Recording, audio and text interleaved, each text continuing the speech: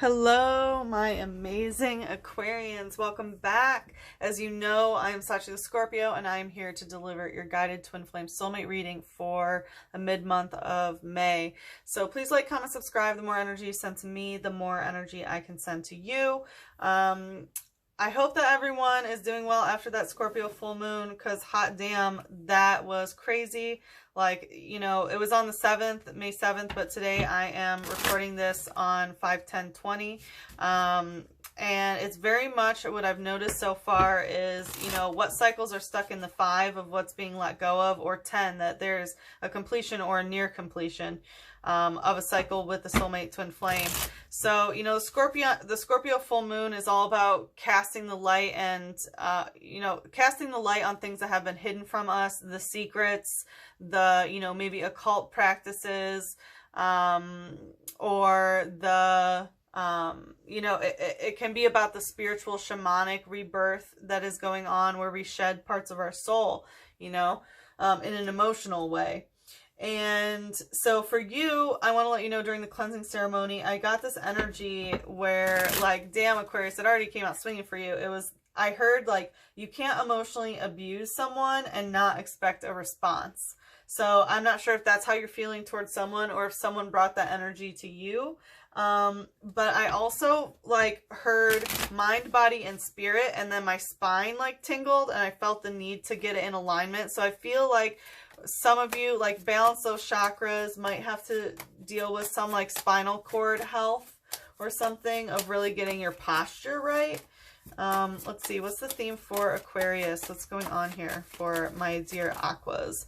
So we have ocean, ebb and flow. So a couple signs have gotten this. I think it was Sagittarius and maybe Cancer, and another one, maybe Virgo. But anyway, very much ebb and flow of, you know, how the moon influences our tides is something that a lot of people are, you know, understanding. Like, we're over 70% water or some shit, you know, like, we are influenced by the tides, or by, you know, the pull of the moon. Our own water within us causes ebbs and flows, and this Scorpio full moon really did a lot to us. Scorpio full moons are the most intense of the full moons. It's kind of like the highlight of Taurus season, in my opinion. It's very much like a pretty crazy time. I feel like there also could be in the connection that sort of ebb and flow energy, especially if it starts picking up on the twin flames, because, like, I definitely feel like I needed some water. That there has been, you know, the ebb and flow twin flame sort of thing, you know, the runner and the chaser. The more you chase, the more they run, and vice versa. You know, and the cave, the sanctuary, I feel like this has very much been a time where you have been, you know, working on your home and, you know, working on what the sanctuary is. And I feel that you are understanding the ebb and flow more, and kind of withdrawing from this and taking your own sanctuary, because you very much want this to be an effortless sort of situation. You know, like, there has been definitely some power, you know, lightning power sort of thing, but, like, you want the power between you to be effortless. Like, you don't want this to continuously be a power struggle. You'd rather have the waterfall, you know, the ebb and flow, just be effortless. What else is going on? One more for Aquarius.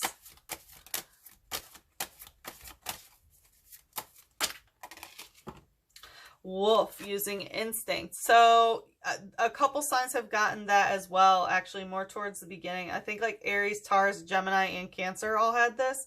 But it's very much, you know, what we instinctually do. So I feel like someone has, you know, instinctually done something. And again, it could be about this sort of emotional abuse thing that I picked up on, where, you know, the way that they were raised, or maybe the way that you were raised, you know, the pack of wolves around you, you know, they raised you a certain way, where now the way that that you behave or the way that they behave is very much based on instinct. You know, there's like a neural network, like a feedback loop that you have engraved inside of you since you were a child, and it's your instinct to behave in a certain way or for them to behave in a certain way, you know, and it just triggers that sort of instinctual response, which can be like a wolf. Like, yes, of course there is that devoted family type stuff, but you know, wolves can be vicious. Let's see about this ebb and flow. What's going on?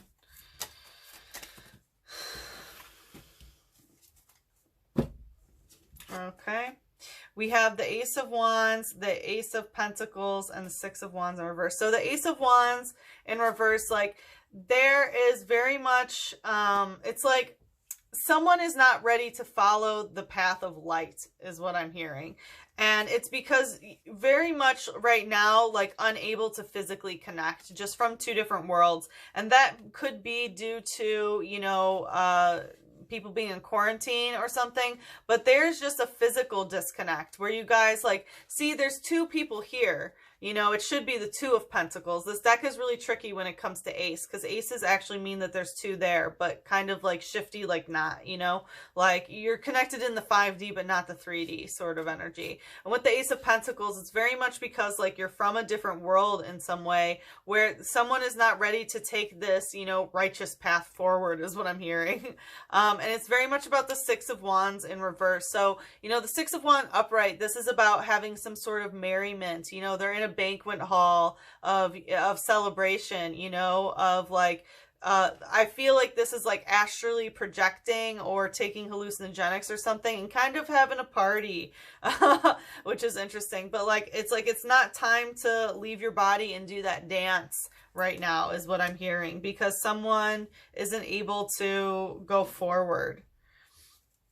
Wow, what's the light energy here? Tapping into your guys' energy is always something fucking else. That's too many. There's always like some crazy shit with Aquarians. I love you guys so much. All right, what is the light aspect here? You guys get the most unique stuff. So this wanted to take a little tumble on its way out, but it's Magmar using Ram. So I definitely think that there has been some sort of, you know, like super intense flame action where it's just like, whoom, ram. And like, you know, we do have the Venus retrograde in Gemini coming up, which brings some wonky energy to twin flames. And I feel like that's kind of how this attack was, where it was just like, whoa, what the fuck is that? You know, where someone just came with a fistful of fire and just rammed right into you. This says, found near the mouth of a volcano, this fire breather's body temperature is nearly 2,200 degrees Fahrenheit. So, you know, I think, like, number one, you should definitely be looking out for 2200, because I think that, like, your angels are going to be sending you messages, you know, about that. But, you know, this talks about being at the mouth of a volcano. We had a couple signs that got volcano about some sort of eruption. So maybe cross-watch your soulmate twin flame to see if they had some sort of eruption. I think it was Cancer, maybe Gemini, Taurus. I can't really remember. But there very much was some sort of explosion, and it caused some, you know, influence in the ebb and flow of things. And in another reading, we had someone who, like, brought a bunch of fire, and it caused, you know, one of the things that came out was iceberg, and it caused like the melting of ice. So I'm wondering if there were some like stagnant, you know, solidified emotions that this fire kind of, you know. All right, so Drifloon using Transfer Pain and Swirlix using Lick Away. So I did get a little bit of sexual energy here. I didn't want to mention it, but this is, you know, because it is the root chakra, it can be some sort of animalistic sexual drive, you know what I mean? And like, they could have brought some of that, like they're just in it for the sex sort of energy. Because we do have Transfer Pain and Lick Away. So it's like they psychically transfer pain to you and then try to like lick the wounds is what I'm hearing. Or maybe try to like I don't know, lick your body or something like that, you know. I don't want to get too pervy, but that's kind of how it is. There is some sexual energy involved here. But yeah, there is some sort of psychic pain that is being transferred here. It says, these Pokemon are called the signposts of wandering spirits. Children holding them sometimes vanish. So, you know, I feel like this could be sort of like some energy because of, you know, being a lost child or something involved with that. Because it does like kidnap children. So I don't know if this person has been kidnapped or maybe had some traumatic event in their childhood or something like that, where it very much, you know, it causes them to come out with this fiery, crazy stuff and also want to transfer pain to someone else. And I think that's kind of how they try to heal themselves or something, is by giving someone else that pain. It says, to entangle its opponents in battle, it extrudes white threads as sweet and sticky as cotton candy. So I gotta talk about the sexual. It does talk about, you know, sexual energy, that this might be like BDSM sort of stuff, that they're into some more hardcore stuff. And they like to transfer pain, you know, maybe not even just psychically, but if it, you know, it talks about, you know, white sticky liquids going places and lick away. So, I mean, yeah, that's there, but I do feel, you know, maybe they might be emotionally into BDSM, if you know what I mean. Yeah, the emotional abuse, duh. I picked up on that in the beginning. So just be aware that this person is, you know, has gone through that. It's like their attached, or their like relationship style, they have a need like that, is what I'm hearing. And it can be very much based on that instinct of how, like, you know, their parents programmed them, basically. All right, so let's see. What is the sanctuary, this cave? What is the sanctuary?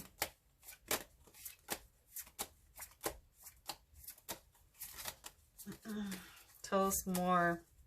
So I was thinking like that you're focusing on the home, is what I was hearing. The Eight of Wands in reverse and the Seven of Cups. So there very much is something that it's like something has been brought back from the dead so many times, and it's like you're just done with it and you just want to mourn that, you know, that you just want to mourn it and just like, you know, go into your sanctuary and you know, hide away in your own cave. And this is very much the Seven of Cups is about, you know, pouring out the cups. Like he was holding on to so many, you know, cups that were negative emotions. And it's like, you know, you got to let them go. And there is death, you know, like the Scorpio full moon being like, tap, tap. Hey, dude, look, we're just throwing these cups, all the emotions over the edge, and they'll be sacrificed. And, you know, like there is a new dawn, a new day coming. What's the light energy here? Trainer using Pokemon catcher. So it very much, this is somebody else that's involved is what I'm getting. So I don't know if someone else tried to catch somebody or if there was a third party. You know, I get some sort of like medical device type energy here. It's the shadow. So someone could have caught something. Ponyta using live coal. Yeah, so there is some sort of third-party situation. Maybe someone, you know, had a romantic entanglement with someone else. But I think maybe this could be about bringing a third party into the situation. Maybe, you know, you've been wanting to bring a third in. It's very weird, you know, that you've been wanting to bring some other things. And it's like, you know, you have to accept this sort of defeat that it just hasn't worked or whatever. But there is some sort of live coal that's going on here. It says, its legs grow strong while it chases after its parents. It runs in fields and mountains all day. So, you know, there could be some energy, you know, it talks about its legs growing by chasing its parents. So we do have some sort of, you know, energy of, you know, some energy regarding someone growing. So, you know, might be dealing with children, might be some sort of pregnancy. That might be the, you know, person that's caught inside of the cave. You know what I mean? And yeah, so it very much could be related to that. But it's very much inside, and it's in the shadow and in reverse. So I feel like there is, you know, someone who's kind of stuck inside, you know, can see out the window, like, yeah, you know, there are brighter, better days ahead.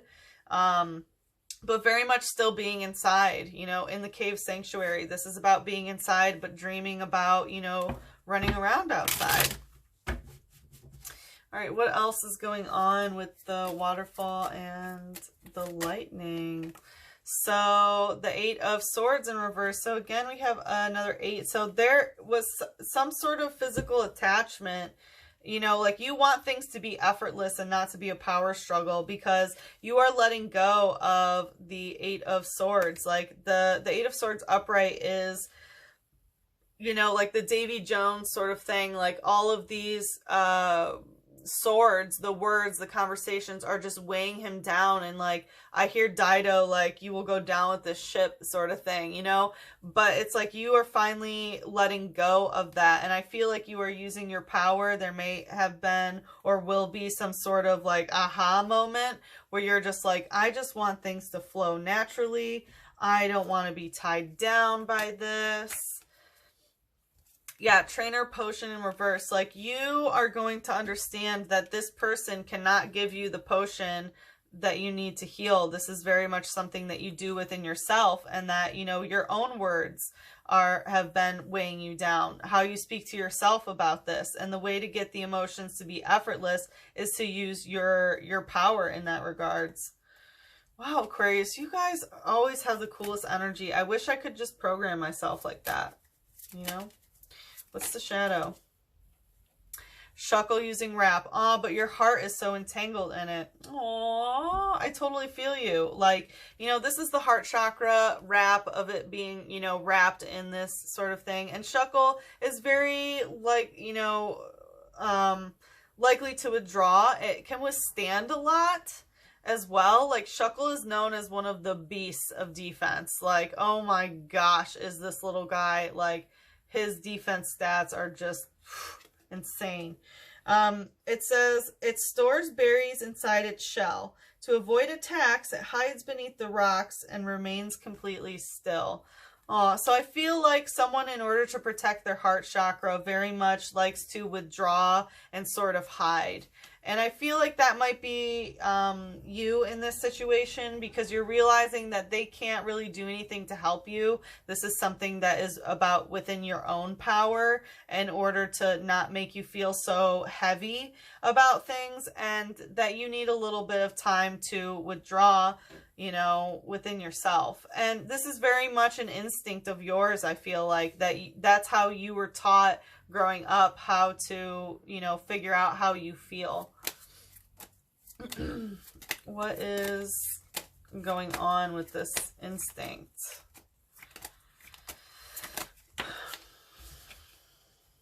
Ooh, so this can be a substance addiction. Whenever this comes up, this can be, you know, alcohol, food, that sort of thing. But it also means that there's an angel that wants to come out. So let's see for our dear Aquarians, what angel is trying to speak here to set the tone, of this instinct that you have. There's an angel that wants to speak. Hot damn, you guys. Angel of Mercy of Zadkiel. So you are prone to have mercy. So I feel like there was an injustice that has been done to you, and you need to learn how to, if you want, of course, Aquarius, you can get out of any relationship you want anytime. But it's like you have to learn to let go of these cups, you know, and throw them over, and, you know, withdraw within yourself to not feel as heavy about this. And it's very much the angel of mercy, where you need to have mercy on, you know, your own soul and their soul. Wow, this is intense as F. What is going on here? What's the, whoa. So we do have soulmate twin flame energy coming out, but what is this about? Snubble and Clefairy in reverse. So this is about another person is what I'm getting.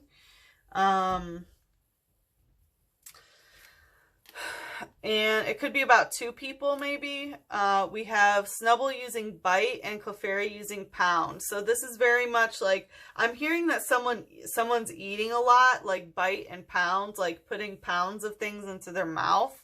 But let's see, it says, small Pokemon flee from its scary face. It is, however, considered by women to be cute. So it could be something that maybe someone who's like traditionally ugly, you know, quote unquote. I mean, no one's ugly, but someone that's traditionally ugly that maybe is a third party situation that they thought was cute or something. And it has affected the relationship if there's some sort of third party situation. It says it is said happiness will come to those who see a gathering of Clefairy dancing under the full moon. So again, you know, this is the Scorpio full moon energy that's coming up. And when there's a moon, of course, the wolves are coming out to howl. So I feel like there has been, you know, could have been something that happened around the celebration of the Scorpio full moon is what I'm getting. That you need to have mercy, like angel of mercy. Woo! Damn. All right, what is the shadow energy here? So this is getting, this is coming out stuck. So this is Cubone using Whimsy Tackle, like stuck energy. Cubone is really sad because it's the Pokemon that has a dead mom. So, you know, I am recording this on Mother's Day, 5/10/20. So there could be someone who has lost their mom where maybe they, you know, have some sort of instinct because of the loss of their mother or something like that. You know, this does even have a mother and a child there, and there is the Cubone crying about it. So I definitely feel some, you know, sadness about some sort of loss here. It says, it always wears the skull of its dead mother, so no one has any idea what its hidden face looks like. So I feel like there might be some energy of someone who doesn't really like to talk about something. I feel like for you, if your instinct is to kind of not talk about something, you know, have some mercy on yourself in that regard. Like, it's okay. You are valid to feel this way and want to, you know, withdraw. Just make sure that, you know, your loved one knows that this is your behavior pattern. You know what I mean? But just have some mercy on yourself and others. Wow, Aquarius, this was very interesting. All right, let's see. What does Aquarius need to hear about love?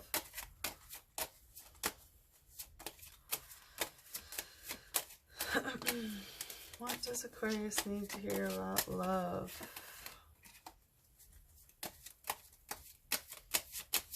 What does Aquarius need to hear about love?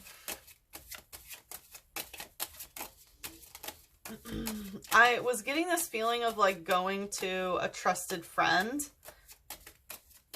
All right, what does Aquarius need to hear about love right now? Can you please show us?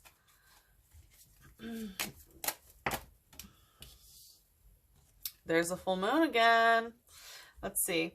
Love is like a storm. It is fresh and cleansing. It is natural and essential. It is powerful and fulfilling, and nothing can get in its way. So, you know, like, this is true love. You know that nothing is going to stop this relationship. It's like a storm. It's fresh and it's cleansing. And that, you know, love just comes in like a storm like that. You know, it's natural and essential. You need it. You need it. It's essential to your being. What should be focused on healing? That came out fast. The goddess. Wow, a lot of people are getting this. This is focusing on the inner goddess within, you know, the divine feminine. No matter what gender or body type you are, you know, this is very much focusing on your divine feminine of like, yes, I am beautiful. I am, you know, attractive. I have the power to bring life, you know, and here we have a full moon again. And the solar plexus chakra is definitely highlighted here. But, you know, spend a little extra time on your hair care, your skin care, you know, your self-care, your, You know, whatever you do in order to receive as well, because the goddess receives. Let's ask one more for Aquarius. What should be focused on? What should be focused on? The universal heart. Yeah, so this is very much tapping into like giving love to everyone, tapping into the universal heart of, you know, all of creation, that we all have a heart and we all beat as one. And I think that if maybe, you know, with your soulmate twin flame, that it's might be a little hard for you to have some compassion or mercy for them, because your instinct is to, you know, maybe hide away or something. Very much try to have some, you know, understanding for their heart, you know, the universal heart, and maybe what they might need, and what their divine feminine within them might need. But yeah, so all right, Aquarius, I hope that you got what you needed. And yeah, if you would like a private reading, please email me at sachithescorpio@gmail.com, or you can DM me on Instagram at sachithescorpio. I hope to see you again for the next reading. And again, please like, comment, subscribe. The more energy that you send to me, the more I can send back to you. Okay, bye-bye, Aquarius. I love you. Mwah.